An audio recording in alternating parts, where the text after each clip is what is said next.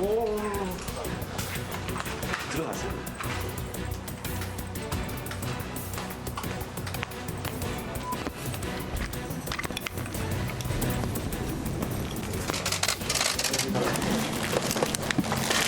얼마나 힘들겠어요. 그래서 위로 말씀 전해드렸고. 국민들과 여성 인권을 위해서 훌륭한 역할을 하실 것 같습니다. 열심히 공부하고 계시더라고요. 지도부와 얘기 나누시고 그런 거 없어요. 네, 어제 국회의원을 간 자신의 사무실로 첫 출근한 윤미향 더불어민주당 의원이 동료 의원들에게 보낸 편지입니다. 이용수 할머니 기자회견 후 각종 의혹과 왜곡이 잇따랐지만 이해찬 대표를 비롯한 당원들의 응원과 기다림이 있었기 때문에 기자회견을 할 수 있었다는 내용인데요. 쏟아지는 의혹에도 불구하고 당에서 자신을 믿어주고 있다는 점을 스스로 강조한 셈입니다. 그러나 여전히 기자들의 질문은 피하고 있습니다. 어제 첫 출근한 윤 의원을 만나기 위해 이른 아침부터 사무실 앞에 진을 친 기자들은 꼬박 9시간을 기다리고서야 퇴근하는 윤 의원을 만날 수 있었는데요.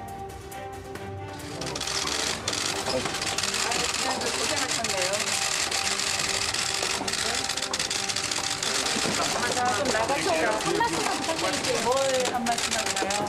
제가 열심히 소극적에서 하려고 합니다.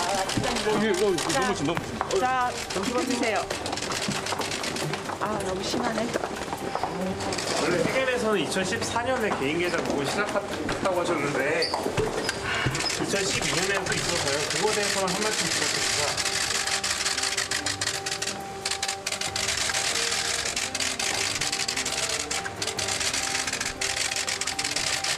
아파트 경매 침입이나 그런 관련 사건 유용은 없다는 입장 그대로신지 궁금합니다. 네, 보신 것처럼 쏟아지는 질문을 뒤로 하고 자리를 벗어났습니다. 오늘은요, 어제와 마찬가지로 출근은 했지만 오전에 있었던 민주당 의원총회에도 참석하지 않은 채 사무실 안에만 머물고 있습니다. 그러면서 SNS에 자신에게 온 응원 편지를 사진 찍어 올렸는데요. 이틀째 사무실 콕 중인 윤미향 의원, 오늘의 프레스콕입니다. 네, 윤미향 당선인에 대해서 이제 의원이죠. 윤미향 의원에 대해서 민주당 지도부는 이제 그만 관심을 내려놔 달라. 그리고 검찰 수사 결과를 좀 지켜보자라면서 차분한 대응을 주문하고 있습니다. 그러나 우리 기자들의 관심은 계속 윤미향 의원에게 쏠려 있는 것 같습니다. 유호정 기자, 어제에 이어서 오늘도 사실은 묵묵부답이었죠. 네, 그렇습니다. 오늘 좀 어제에 비해서 1시간 일찍 출근한 것 외에는 별다른 다른 점이 없는 상황입니다. 거의 옷차림도 비슷한 채로 출근을 했고요. 지금도 의원실 안에서 이 업무를 보고 있는 상황인데요. 사실 이 기자들이 조금 답답한 부분은 이 기자회견 당시에 좀 본인이 이 국민이 납득할 때까지 소명할 것이다라고 밝혔기 때문에 앞으로 이제 의원실을 출근하다 보면은 국회 기자들과 어떤 이런 질의응답을 받는 과정이 좀 자연스럽게 있지 않을까 이런 기대도 있었는데 이 정작 이 페이스북을 통한 본인의 입장글, 그러니까 일방적인 어떤 글 해명 외에는 구체적인 답변을 듣지 못하고 있는 상황이라서 좀 답답함을 호소하고 있고요. 이 보신 것처럼 좀 기자들이 항상 관심이 많은 상황이라서 의원실 앞에서 대기도 하고 이 퇴근길에도 좀 질문이 쏟아지고 있는 상황인데 입장은 그대로다라는 것 외에 다른 질문에는 답변을 하지 않는 모습이었습니다. 어제 오전에는 출근을 하고 6시간 넘도록 의원실 밖으로 나오지 않아서 점심 식사는 또 어떻게 하는 것인지 또 이제 사실은 이제 화장실도 가고로 해서 나올 법했는데 그러지 않았습니다. 어제 퇴근길에는 사실은 굉장히 좀 혼잡해서 사고가 날 뻔했다면서요. 네, 지금 보시는 것처럼 이제 굉장히 많은 취재진들이 몰리다 보니까 이 윤미향 의원 스스로도 이제 좀 다칩니다. 이렇게 좀 조심하는 듯한 모습을 보이기도 했고요. 6시간보다 더 넘게 9시간 넘게 의원실에 업무만 보던 상황이었습니다. 안에서 사실 이런 이 도시락을 시켜 먹는 거나 이런 것들은 가능하기 때문에 최대한 외부 이런 외출을 좀 자제하는 모습입니다. 지난번 기자회견을 통해서 소명을 했지만 그것이 충분하지 못하다는 거는 윤미향 당선인도 본인도 잘 알고 있는 거죠. 그래서 기자들이 밖에 있다는 것, 그 정도는 알고 있는 거죠. 네, 그렇습니다. 그런데다가 이제 관련 질문이 계속 이어지고 기자회견 당시에도 이걸로는 부족한 걸 안다. 앞으로 좀 의정 활동을 하면서 국회에서 충분히 납득할 때까지 소명을 하겠다라는 입장을 밝힌 상황입니다. 그런데 정작 의원실 밖으로 나와서 이제 기자들의 질문이 이어지자 여기서 좀 하나하나 설명하기는 보기는 조금 어렵다라고 답변을 하고 있는 상황입니다. 본인도 본인의 기자회견이 불충분하다는 걸 잘 알고 있지만 검찰 조사를 받는 상황이기 때문에 세세한 자료를 기자들에게 공개하지 못한다. 아마 그런 뜻으로 좀 읽히는 것 같습니다. 글쎄요, 민주당 지도부에서는 좀 관심을 그만 좀 내려놔 달라라고 이제 언론에 부탁도 하고 있는데 이 기자들은 좀처럼 저 의원실 앞을 비울 생각을 하지 않는 것 같아요. 이게 과잉 취재인가요? 21대 국회가 지금 이제 출범을 했고요. 그다음에 21대 국회에 거는 기대도 크고 사실 현안이 많죠. 아직 원 구성도 제대로 안 돼 있지 않습니까? 국회의장 지금 집권 여당의 국회의장과 부의장은 정해졌지만 통합당에서는 국회의장이 누가 되는지도 아직 정해져 있지 않았고요. 상임위원장도 한때는 뭐 18개 다 집권당이 가져가겠다는 얘기도 나올 정도로 사상 초유의 이런 현안들이 있어요. 그런 걸 감안하면 지금 국회 내에 여러 관심의 비중이 과연 윤미향 의원 한 사람에게 저렇게 쏠리는 게 맞느냐 이런 얘기를 아마 본인은 할 것 같고 민주당 지도부도 아마 그런 점을 감안해서 이제는 좀 다른 사안도 같이 봐주세요. 뭐 이런 것 같아요. 그러나 언론은 역시 대중들이 관심을 갖고 있는 분야를 외면할 수 없죠. 외면할 수 없습니다. 따라가야 됩니다. 그리고 중요한 건 우리 앵커도 얘기했고 본인도 이미 지적을 했듯이 1차 회견 때 했던 소명이 충분하지 않다는 걸 본인 자신도 알고 있습니다라고 얘기했지 않습니까? 그러면 빨리 해명을 더 충실하게 하고요. 저는 뭐 거듭 말씀드립니다만 정의기억연대 자체의 내부 조사를 해서 그동안에 윤미향 씨가 전 이사장으로 활동을 했었을 때 어느 기간을 아주 구체적으로 회계 검사를 해서 거기서 뭔가 문제가 있다면 뭐 아주 간단하게 본인의 계좌와 정의기억연대 공공 계좌의 돈이 과연 얼마나 제대로 구분돼서 쓰였는지 뭐 이런 것만이라도 해명을 하면 아마 기자들의 관심이 줄어들지 않을까 조언을 하고 싶습니다. 기자들 접촉은 최대한 피하면서도 본인은 또 SNS를 통해서 여러 가지 해명을 내놓고 있습니다. 최은미 기자, 어제 저녁에 SNS 계정을 새로 만들었어요, 그렇죠? 네, 기존 기장하고는 달라요? 네, 그렇습니다. 계정을 새로 만들었고요. 첫 번째 해명을 내놨습니다. 아까 조금 전에 퇴근하는 모습 보셨잖아요. 그때 이제 기자가 질문을 하는데 아니 2014년부터 개인 계좌로 모금한 게 이제 2억 8천만 원 정도 된다고 기자회견 때 해명을 했거든요. 개인 계좌로 모금한 건 2014년부터다라면서 사실 2012년 아파트 경매할 때 그 돈 어디서 났냐 뭐 이런 의혹이 있었잖아요. 그러니까는 그때랑은 아예 상관이 없다라는 식으로 2014년을 찍어서 끊어서 이야기를 했는데 그러고 나서 봤더니 2012년에도 개인 계좌로 모금했던 흔적들이 나오는 거죠. 포착이 되는 거죠. 그러니까 이건 뭐냐라고 기자가 어제 퇴근길에도 물어봤어요. 근데 그 현장에서는 이야기를 하지 않았고요. 집으로 돌아가서인지 어쨌든 늦은 밤에 자신의 SNS에 직접 해명을 올렸습니다. 뭐라고 해명을 했냐면요.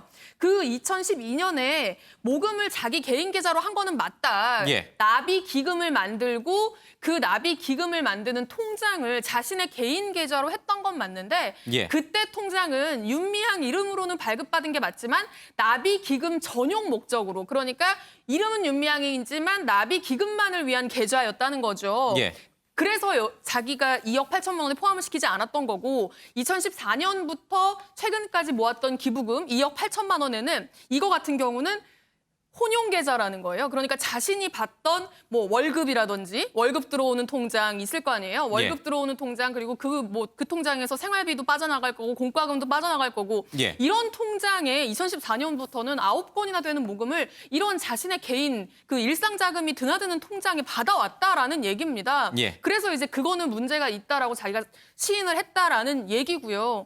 그럼 그 말인즉슨 이게 따지고 보면 2012년에 전용 계좌로 한번 만들었잖아요. 이게 개인 계좌의 처음이거든요. 처음 시작할 때 전용 계좌로 만들었어요. 그러니까 목적을 딱 정해서 이 나비 기금만 쓸 수 있게 만들었어요. 그런데 이렇게 했다가 뭐라고 썼냐면 1년이 지난 후에 이렇게 하는 게 조금 문제가 있을 것 같다라는 판단 때문에 아예 정대협 명의로 바꿨다고 했어요.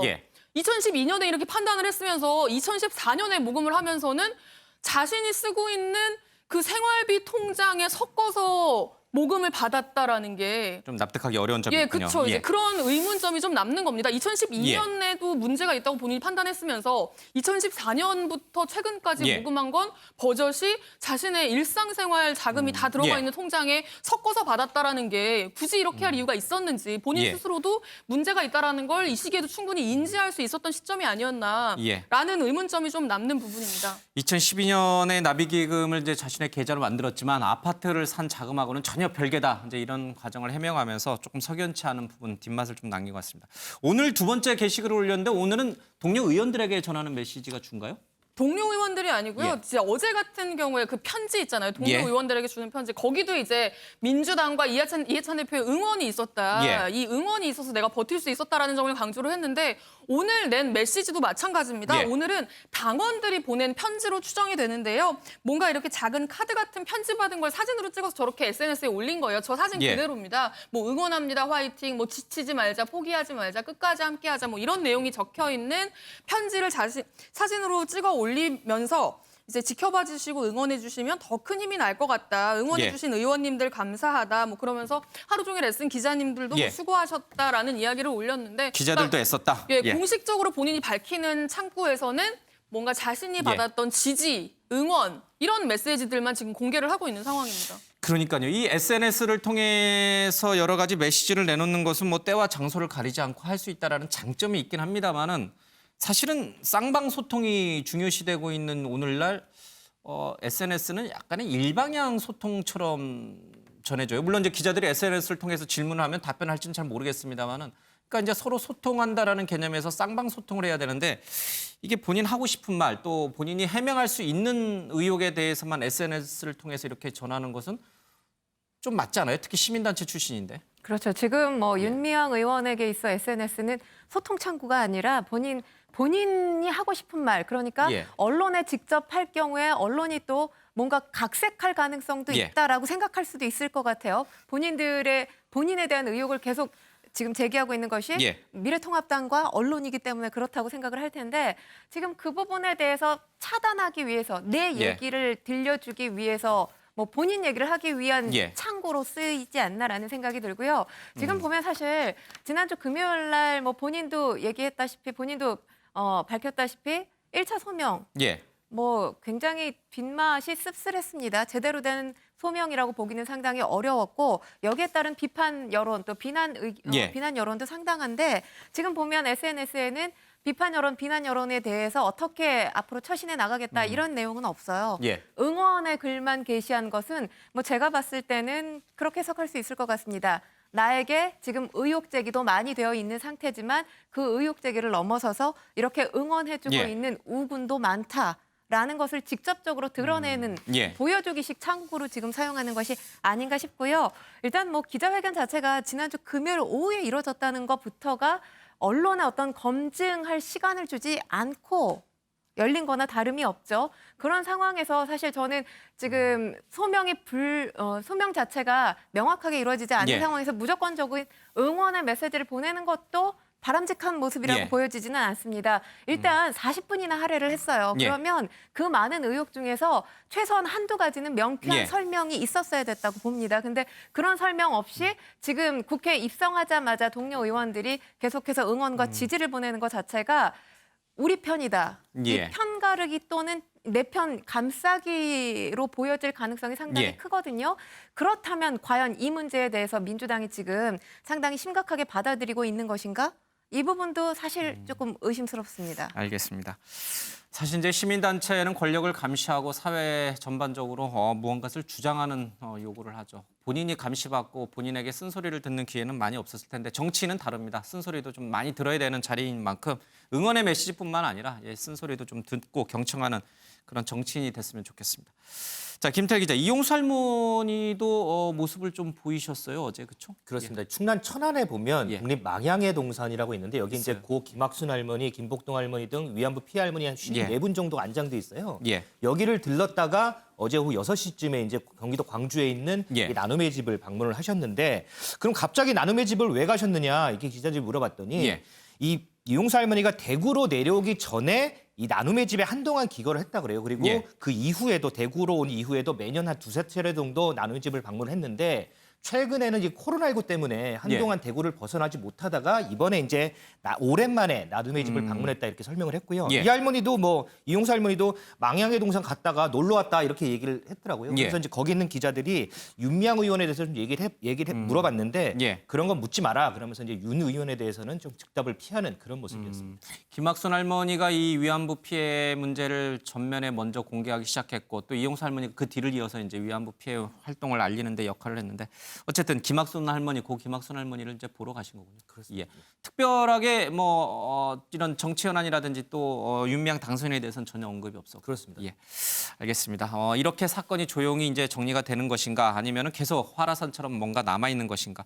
오늘 최은미 기자 앞서 얘기했습니다만 의원총회가 있었어요. 민주당에 이해찬 대표 기자간담회도 있었고 특별한 언급은 없었던 것 같죠? 네, 그렇습니다. 이 민주당이 지금 윤미향 의원을 둘러싼 논란을 어떻게 좀 대하느냐 이 부분에 대해서도 좀 기자들의 관심이 높은 상황인데요. 이 조금 전에 그리고 지금 이 당대표의 기자간담회가 열리고 있는 상황입니다. 뭐 아무래도 21대 국회가 시작이 된 만큼 뭐 앞으로의 방향 이런 것들이 얘기하는 자리겠지만 이 윤미향 의원 관련 논란 현안에 대한 얘기도 분명히 나올 거였단 말이에요. 그런데 이에 대해서 이해찬 대표는 검찰 수사 등 결론을 보고 판단할 것이다. 그러니까 기존의 입장을 똑같이 반복을 했습니다. 아무래도 그동안 민주당은 검찰 수사를 보고하겠다. 좀 이런 신중한 입장을 이어왔는데 변함이 없는 것으로 이제 보이는 상황입니다. 민주당으로서는 이제 윤미향 의원에 대한 관심이 좀 이렇게 자연스럽게 가라앉기를 원하는 것 같긴 합니다만은 의혹들이 계속 남아 있는 만큼 쉽게 그렇게 되지는 않을 것 같다는 생각도 좀 듭니다. 윤미향 의원의 부친이 이제 할머니들 안성쉼터의 관리인으로 있었다는 얘기는 이제 저희들이 여러 번 언급을 좀 했었죠. 직접 뭐 그 쉼터에서 지내신 건 아니고 그 옆에 이제 컨테이너 박스 같은 그런 이제 간이 시설에서 지냈는데 여기 이 집을 안성쉼터를 관리할 당시에 위암 투병 중이었다는 얘기가 뒤늦게 확인이 됐어요. 네, 그렇습니다. 이게 이 안성쉼터 문제가 불거지고 나서 이 안성쉼터의 관리인이 윤미향 이 의원의 아버지였다는 사실이 알려지면서 좀 논란이 됐잖아요. 이 아버지가 이 안성쉼터 관리 명목으로 2014년부터 뭐 한 2018년까지인가요? 그때까지 뭐 120만 원 그리고 뭐 최근에는 50만 원씩 이제 월급조로 뭔가 그 돈을 받았다라는 거잖아요. 그게 총액을 따지면 한 7천 얼마 정도 된다고 해요. 7천만 원 정도? 이제 그 정도 되는 비용을 받아왔다. 그러니까 특수관계인을 고용해서 월급을 준 거 아니냐라는 이제 논란이 있었던 건데 2014년부터 근무를 했던 건데 2014년 1월부터 알고 보니까 윤미향 의원이 자신의 SNS에 올렸던 글 하나가 발목을 잡은 건데요. 지금 논란의 단초가 된 게 뭐냐면 여기 글을 보면 2015년 10월에 쓴 글이에요. 윤 의원이 뭐라고 썼냐면 아버지가 최근에 위암 판정을 받아서 위암 3기 판정을 받아서 최근에 뭐 수술을 받고 하느라 뭐 정신이 없었다. 그러면서 나도 뭐 나의 건강에 대해서 돌아보게 됐다. 뭐라고 쓴 2015년 10월의 글인데 2015년 10월에 저런 글을 썼다는 건 그 시기에 아버지가 위암 1기도 아니고 3기 판정을 받고 수술까지 하셨다는 거거든요. 위암 3기에 수술까지 받았을 정도면 수술이 끝나고 항암 치료도 상당 기간 진행이 됐었어야 될 거란 말이죠. 이게 3기라는 좀 진행이 됐다는 얘기니까. 그렇다면 지금 문서상으로 봤을 때 2014년 1월부터 힐링센터 관리인으로 근무를 하신 건데 2015년 그 10월 언저리에 암 판정을 받았다고 하면 어쨌든 월급조로 120만 원씩은 계속 나갔던 기간이거든요. 그런데 이 시기에 수술받고 투병하는 과정이 있었다면 실제로 이곳에서 근무를 했던 건가? 건물 관리를 했었겠네요. 청소도 하고 이 시기에 여러 가지 험한 일을 해야 되는데. 그렇죠. 이제 청소부터 뭐 주야간 경비, 건물 관리, 시설 수리, 정원 관리 이런 걸 다 했다는 게 지금 정대협의 설명이에요. 그래서 이제 그 비용으로 120만 원 정도씩을 지급을 해왔다는 게 설명이고요. 그런데 2015년 10월에 위암 3기 판정을 받고 투병 생활을 했으면 이게 실제로 가능했겠는가. 집에서 출퇴근하는 것도 아니고 컨테이너에 머물면서 환자 혼자서 하는 게 가능했겠는가. 실제로 투병 중이라 일을 하지 않았는데 일을 제대로 할 수 없는 상황이었는데 비용이 계속 나갔던 건 아닌가라는 이제 의혹이 제기될 수 있는 상황인 거죠. 근데 이 부분에 대해서 이제 윤 의원은요.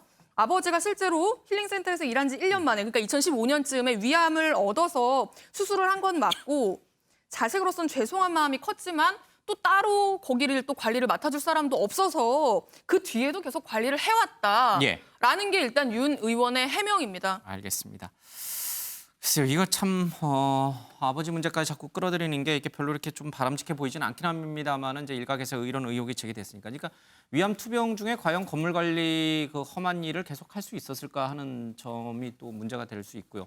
또 하나는 위암에 걸리신 아버지에게 글쎄 이 일을 하도록 한 것은 또한 또 다른 견지에서 보면은 있을 수 없는 일 아니냐, 편하게 좀 요양을 하시든가 투병하게끔 해야 되는 거 아니야? 뭐 또 이런 논란도 있을 수 있는 것 같고요. 그러니까 이게 이제 개인 계좌와 정의개견대 예. 공식 계좌가 혼용이 돼서 쓰였다는 거에 대한 연장일 수 있죠.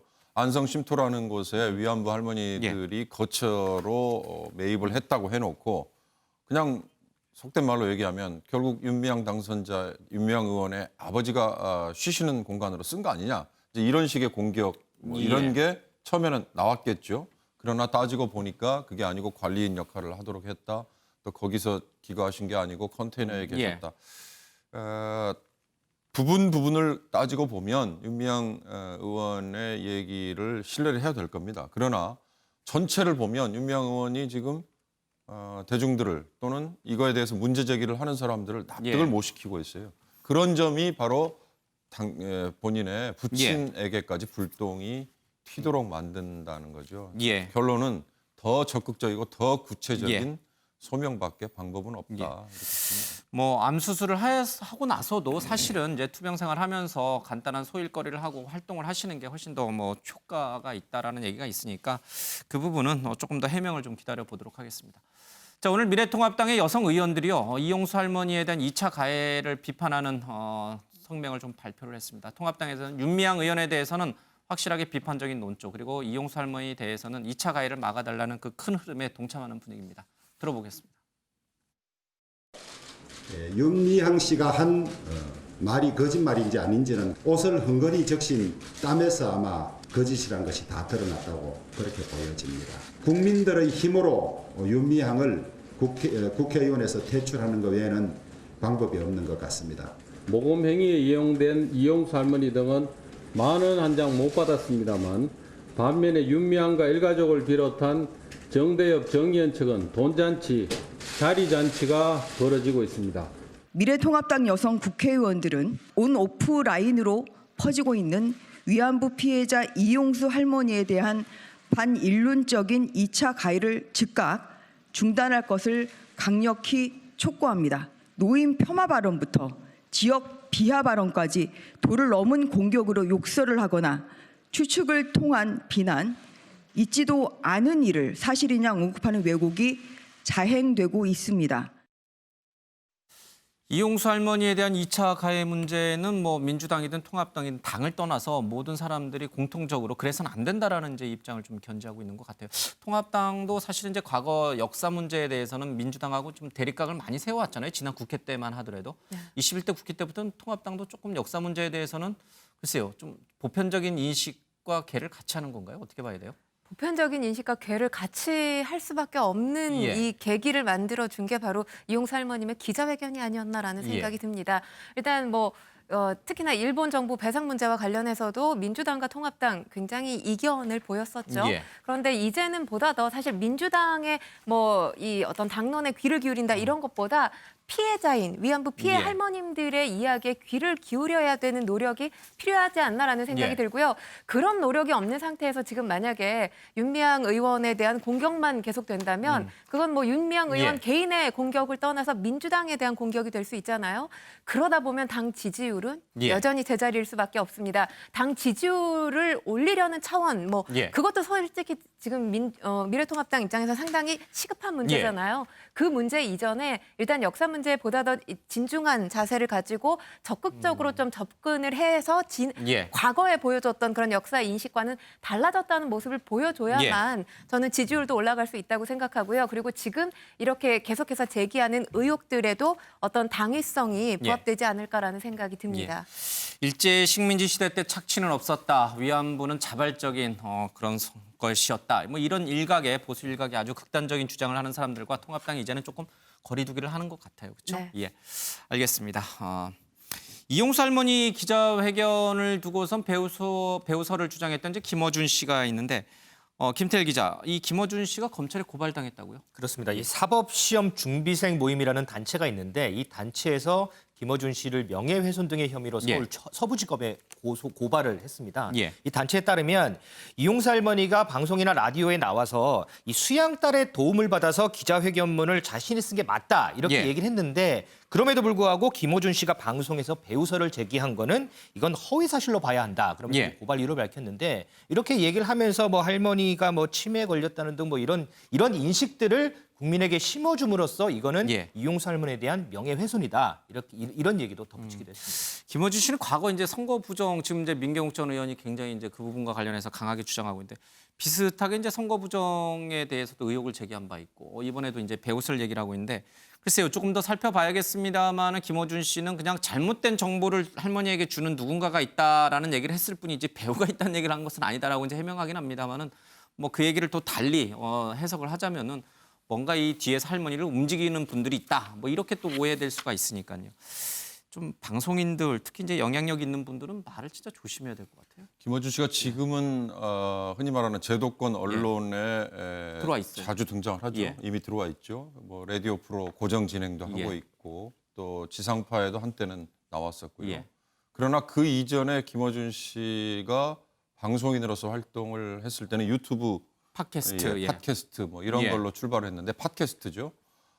사실 2016년 선거 때 낙곰수 등등의 김어준 씨와 그 주변에 있었던 분들이 내던졌던 주장이 나중에 선거 결과에 상당히 부정적인 영향을 끼쳤어요. 그쪽 당시 민주당 지지층에. 그 이후로 사실은 그렇다면 조금 더 책임, 이런 무게감을 스스로도 좀 느꼈어야 되는 건데 지금은 아마 충분히 그렇게 스스로 균형을 맞춰 간다라고 해명을 하는 걸 제가 들었습니다. 그러나 본인이 더 무게가 더 커졌다. 그만큼 책임감이 더 커졌다는 거는 아마 좀 덜 느끼고 있는 것 같아요. 이번 주장 같은 걸 보면 근거가 조금 더 있는 상태에서 얘기를 해야 되고 또 그 본인의 얘기가 이용수 할머니처럼 당사자에게는 그게 아마 2차 가해가 될 수 있는 씻을 수 없는 상처나 이런 걸로 갈 수 있기 때문이에요. 전 뭐 이것 때문에 전혀 상관없는 제3의 아까 뭐 사법시험 준비생 모임이라고 하는데 이런 분들이 고소고발을 나서는 것도 이것도 조금 더 뭐 좀 일이 확대되는 거긴 하지만 김어준 씨 본인이 이제는 제도권 안에 언론에서 활동을 하고 있다는 걸 감안하면 조금 더 균형감을 갖고 진중한 언사를 하는 게 맞는 거 아닌가 싶습니다. 뭐 개인적인 의견이라고 전제를 달긴 했습니다만은 이제 방송인이 된 만큼 개인적 의견은 개인적 의견이 아니에요. 발언에 좀 더 신중했으면 좋겠다 이런 의견이 많군요.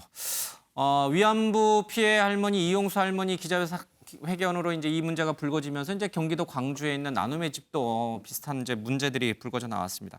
자, 이렇게 되면서 이 나눔의 집에 기부를 했던 여대생이 내가 기부했던 돈을 좀 다시 내놔라 이렇게 돌려달라 이렇게 얘기를 좀 하고 있죠. 네, 그렇습니다. 지난 3월에 900만 원을 기부한 한 여대생의 이야기인데요. 이 여대생이 기부한 이 900만 원은 굉장히 의미 있는 돈이었습니다. 어떤 돈이었냐면 대학에 다니고 있는데 대학 강사로부터 성추행을 당한 거예요. 그래서 그 성추행 당한 사실을 소명하고 법원에서 인정받고 그 인정받은 결과로 받은 합의금 900만 원을 할머니들을 위해서 써달라고 기부를 한 거였습니다. 그런데 이제 이런 문제가 불거지고 나서 자신이 원하는 할머니들을 위해 써달라는 어떤 자신의 목적에 맞게 쓰여지지 않았다면서 이번에 여러 사람이 동시에 추진하고 있다고 해요. 집단 소송식으로 후원금 돌려달라는 반환 소송을 진행하고 있는데 거기에 참여하게 됐다라고 이야기를 했습니다. 그러니까 본인도 학자금 대출이 2천만 원이 있대요. 당장 본인도 돈이 급하지만 할머니들을 좀 도와주고 싶은 마음에 이런 이야기를 하거든요. 내가 성범죄 피해자가 돼 보니까 성범죄 피해자임을 세상에 알리는 게 얼마나 힘든 일인지 처음 알았다. 그 과정에서 위안부 할머니들의 용기가 굉장히 많이 도움이 됐다. 그래서 주고 싶었다라고 얘기를 했는데 어쨌든 목적에 맞게 쓰여지지 않아서 반환을 받고 할머니들에게 직접 기부를 하든 더 투명하게 운영하는 곳으로 기부를 하든 하겠다라는 입장입니다. 이번 일을 계기로 이 나눔의 집뿐만 아니라 우리 사회에 있는 여러 가지 시민단체 또 이 복지단체들의 기금 문제가 잘 투명하게 쓰이고 있는지 한번 전반적으로 다 한번 조사를 해볼 필요가 있는 것 같습니다.